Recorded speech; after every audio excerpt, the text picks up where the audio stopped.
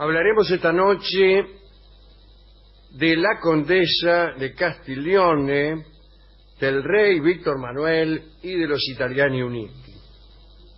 Al terminar la guerra de Crimea, ya en 1855, Italia era un verdadero rompecabezas, como había sido siempre, después de la caída del Imperio Romano. Al norte estaba el reino del Piamonte, la Lombardía, Venecia. Ahí dominaban los austríacos, los Habsburgo estaban instalados ahí. Después estaban los estados de la Iglesia, estaba el reino de las dos Sicilias y Nápoles. Todas las otras naciones de Europa, las naciones clásicas, ya habían nacido, pero Italia no. Italia no. Víctor Manuel, que era rey de Piamonte, dice que era también rey de Cerdeña, bueno, tenía el proyecto de realizar la unidad de Italia. Estamos hablando de Víctor Manuel II.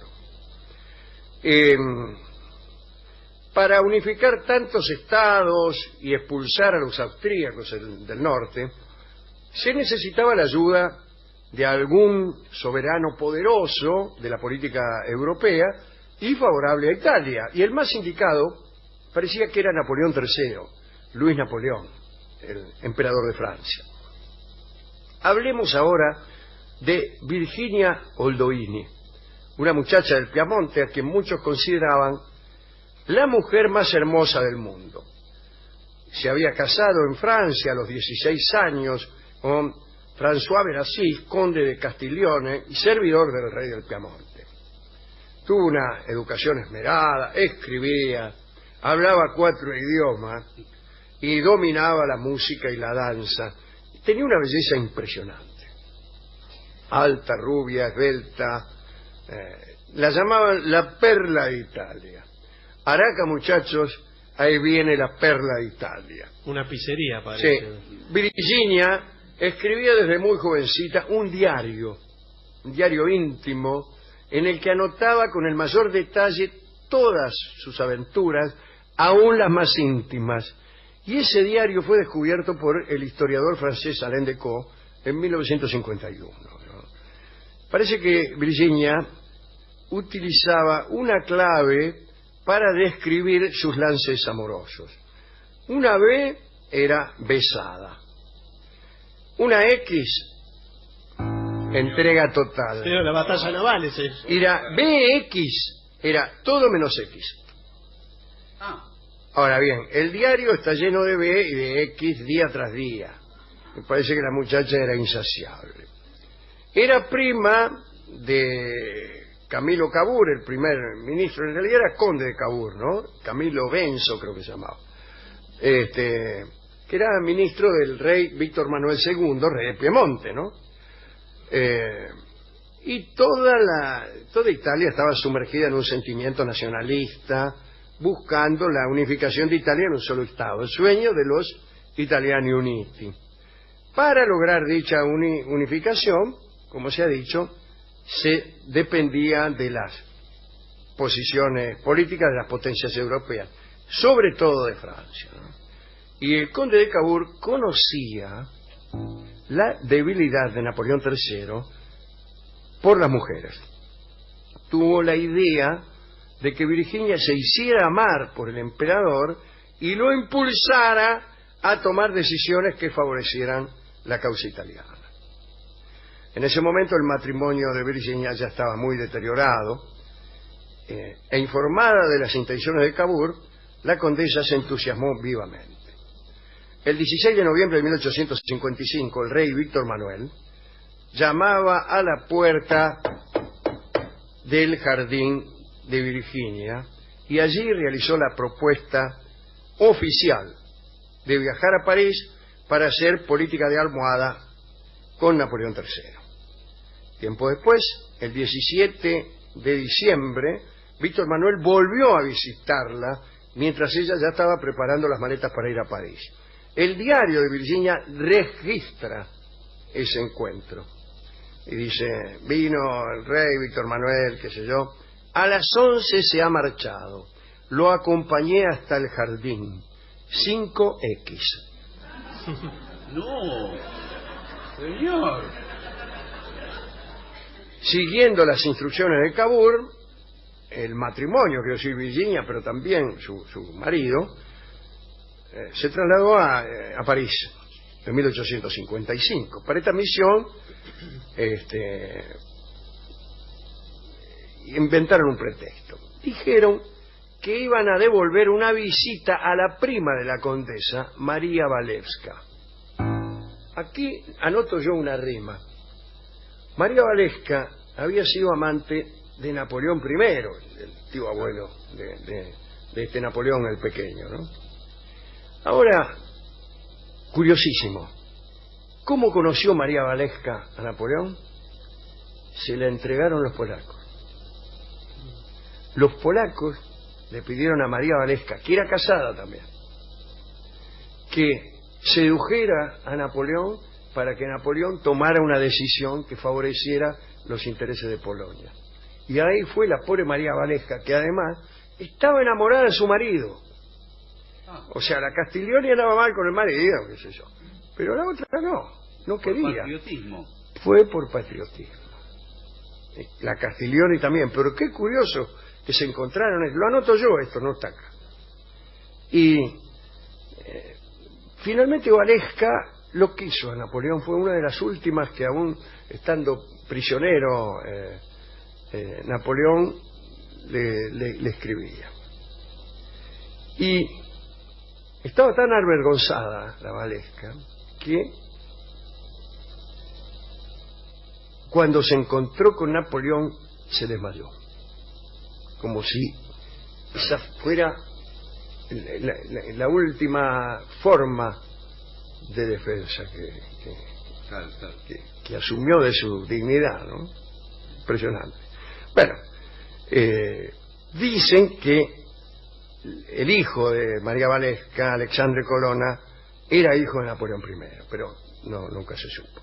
Bien, todo el mundo en París empezó a hablar de la gran belleza de la condesa Castiglione, qué linda, qué linda, qué linda. Había uno, el marqués de Galifet, que era un don Juan, uno que la iba de don Juan. Puso en duda que fuera para tanto, porque no la conocía, y decía que seguro era una exageración esa belleza. Para hacerle cambiar de opinión, Virginia le invitó a visitarla en su mansión, y bueno, al llegar, la camarera condujo al marqués hasta la habitación donde esperaba a Virginia, que estaba totalmente desnuda, Señor, tumbada sobre una cheslón, forrado de raso negro. Había una luz tenue, dan todos detalles de eso, ¿no? Y el tipo entonces se convirtió en un gran admirador. sí, ¿qué le parece? Claro. El primer encuentro con Napoleón III sucedió el 9 de enero de 1856. La condesa palideció cuando lo vio entrar, porque se lo había imaginado alto, majestuoso y hermoso, y sin embargo Luis Napoleón era medio petizo, un poco encorvado, trotaba sobre unas piernas cortas y paseaba por la sala una mirada deslucida. Creo que lo conozco.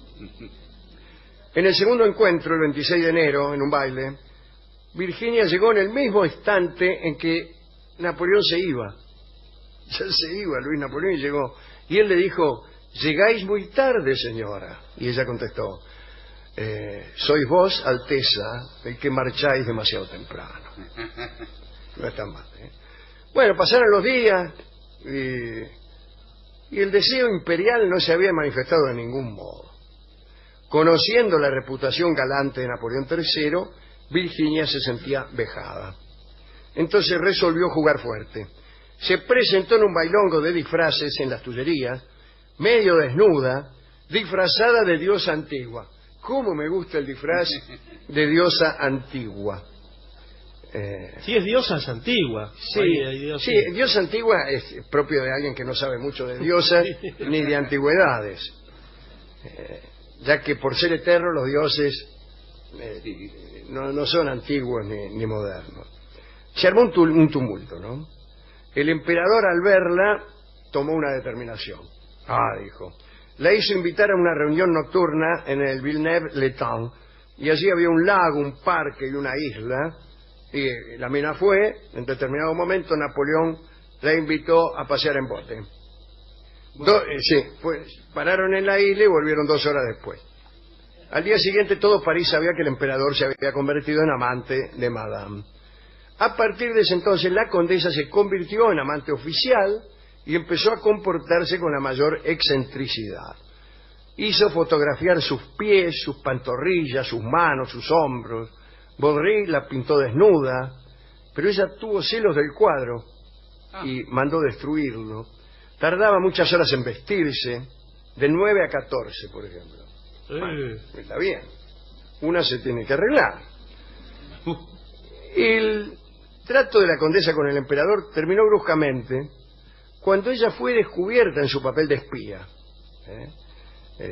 Bueno, la expulsaron de Francia. Ante la gran repercusión que tuvo esta relación, su marido pidió la separación. Sí. Dijo, no, mirá, discúlpame, etcétera. Bueno, la marquesa tomó un tren, viajó a Italia. Ella creía que la ruptura era pasajera y en realidad empezaba una desgracia que la perseguiría siempre. En Italia ella se negó a continuar con su marido, que por otra parte ya había iniciado los trámites de divorcio, pero empezó a obsesionarse con su imagen y con cómo conservar su belleza, y vio en la fotografía un recurso para dejar testimonio de ella para el futuro. Son de fácil acceso las fotos de la condesa de Castiglione. Seguramente a los que no miran bien no les va a parecer muy bella, porque todos estamos esperando encontrarnos con las tipas de Tinelli. Claro. Y no es tan sencillo el asunto. Pero ella contrató al fotógrafo Pierre-Louis Pierson, que realizó más de 400 retratos de la condesa. En cada foto aparece representando un papel con un cuidadoso vestuario, perfectamente maquillada y peinada, o sea que era una adelantada a su época, lo cual no sé si es tan bueno. El 16 de enero de 1858, Napoleón sufrió un atentado cuando se dirigía a la ópera en el Boulevard de los Italianos. El emperador y la emperatriz resultaron ilesos, ¿no? La emperatriz Eugenia de Montijo, la mujer de Napoleón III. Virginia creyó que Napoleón jamás intervendría a favor de Italia, pero finalmente Madame triunfó. Y en 1859 Francia entró en guerra con Austria, etcétera, etcétera. Y ahí fue cuando aparece Víctor Manuel II y apareció otro tipo, que es Garibaldi, ¿no? Y ahí aparece el rey Víctor Manuel II como primer rey de Italia. Ya era rey de Piamonte y de Cerdeña, pero fue el primer rey de los Italiani Uniti. Y ahí, bueno, ella esperaba, sin embargo, otra cosa, alguna señal del emperador para reanudar su romance, pero solo recibía boletines de victoria. Virginia murió en 1899, a los 62 años, completamente sola. Fue enterrada por orden del rey Humberto I de Italia en el cementerio de Père Lachaise, en París. Humberto I fue el que sucedió a Víctor Manuel II. Viene Víctor Manuel II, después viene Humberto I, que sí que estaba, lo nombramos el otro día acá, cuando contamos que a Margarita de Saboya le gustaba la pizza, pero no el ajo, y su marido mandó a hacer una pizza que era roja, amarilla, de los colores, que tenía los colores de Italia, y a esa pizza se le llama todavía hoy Margarita. Ese Humberto I fue el que mandó a enterrarla en el Père Lachaise, que no sé cómo habrá hecho para mandar a enterrarla ahí, habrá conseguido alguna cosa con las autoridades de Francia. Después de su muerte, la policía y los servicios secretos franceses entraron en su casa, mirá vos, y quemaron todas las cartas y documentos que provenían de las más altas personalidades de la época. Se dice que entre sus papeles se incluían gentes de la realeza política, de la realeza de la política, querrá decir a este tipo, los banqueros, incluso dice algún papa. Por eso quemaron todo, señor. El poeta Roberto de Montesquieu, que pertenecía al movimiento simbolista francés, escribió La Divina Condesa, que fue publicada en 1913, y era un coleccionista de retratos de Virginia, la condesa de Castiglione, ¿no? Después de Humberto Primo, el que viene es el rey que murió en 1947, que es Víctor Manuel III, que tiene una gracia, ¿no? Que es que recibió una instrucción militar muy severa, pero tuvieron que modificar las leyes militares para admitirlo en el ejército porque era muy petizo. Entonces modificaron lo que es tener influencia, las leyes. Esta mujer que no aceptó nunca envejecer, porque envejeció angustiada, como todos nosotros, ¿no? La vejez produce angustia, ¿qué otra cosa va a producir? Ahí estaba también Verdi. Ahí estaba en esa época Verdi. ¿De ópera? Claro. Y Verdi dejó que su nombre se utilizara como un grito de guerra en contra de los austríacos. ¡Viva Verdi!, gritaba la gente. Y en realidad lo que gritaba era una sigla. Verdi, tomada cada una de sus letras como una inicial, significaba para los italianos Vittorio Emanuele, re d'Italia. Viva Verdi es viva Vittorio Emanuele, rey de Italia, que era Vittorio Emanuele segundo de Piamonte, pero claro, primero en realidad de los reyes de los Italiani Uniti. Así que a todos estos tanos les dedicamos esta charla y esta canción, que es una canción dedicada a los Italiani Uniti, como que es la canción que ellos habían adoptado como himno, y que era una canción de la ópera Nabucco de Verdi, y es el famoso Va Pensiero.